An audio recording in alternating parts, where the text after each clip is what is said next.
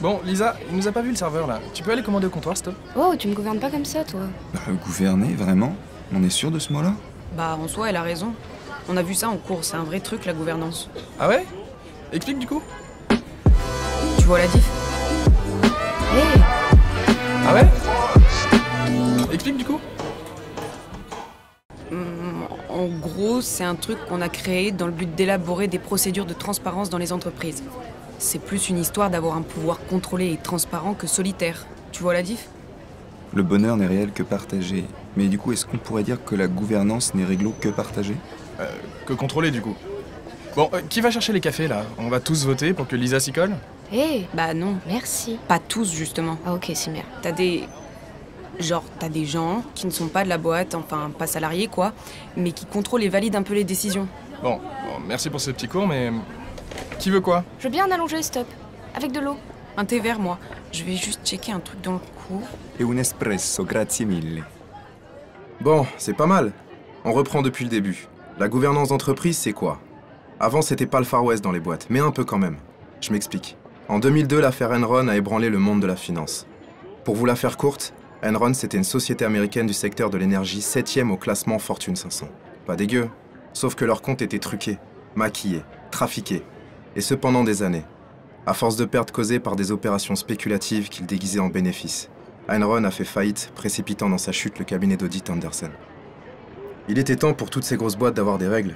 Bon, ça a surtout consisté à mettre des administrateurs indépendants sur le dos des dirigeants, pour mettre fin à la possibilité d'un exercice solitaire et intéressé du pouvoir. C'est pour ça qu'on a vu apparaître des comités, d'éthique, des risques, des rémunérations, d'audit, pour apporter de la transparence, du contrôle et une certaine pluralité dans les prises de décision.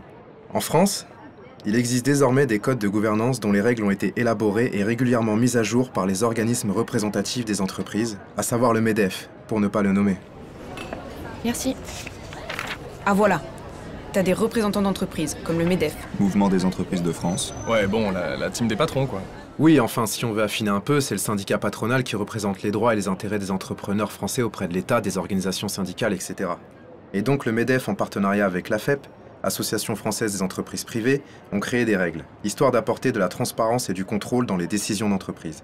L'idée est de s'assurer qu'elles sont prises conformément aux intérêts des actionnaires, des salariés, des investisseurs, et qu'elles prennent aussi en compte les acteurs externes de l'entreprise, comme les clients, les fournisseurs, les concurrents ou l'État. Et cette team des patrons a un code qui instaure des règles. Des règles entre patrons. Ouais, c'est le code AFEP-MEDEF qui a introduit le Say on Pay par exemple. Ça veut dire que les salaires du CEO et des autres boss sont soumis au vote consultatif des actionnaires pour valider la rémunération des dirigeants. Ils ont aussi limité à 3 le nombre de mandats qu'un administrateur peut cumuler dans des sociétés cotées. Mais en fait, qui nous dit qu'ils vont les respecter, tes règles? Alors, ouais, ces règles restent facultatives. Disons en tout cas qu'elles ne sont pas écrites dans des textes législatifs ou réglementaires. En revanche, les sociétés françaises cotées en bourse jouent le jeu. De toute façon, si elles décident de ne pas les appliquer, elles doivent s'en expliquer. C'est le fameux « comply or explain ». Soit tu joues le jeu, soit t'expliques pourquoi tu joues pas. Ah ouais, ok, donc comply or explain, appliquer ou se justifier. Ça paraît réglo. Comply or explain, take it or leave it. Ouais, mais on a compris l'idée, merci. Gouvernance d'entreprise.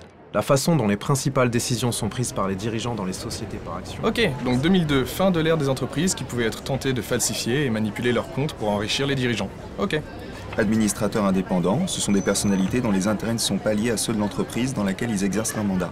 Ils participent au comité spécifique qui contrôle les décisions prises par les instances dirigeantes. Ok.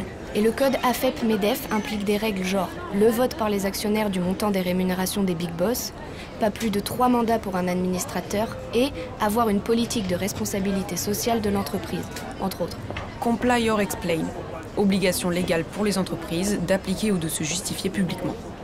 On retient donc transparence, concertation et contrôle.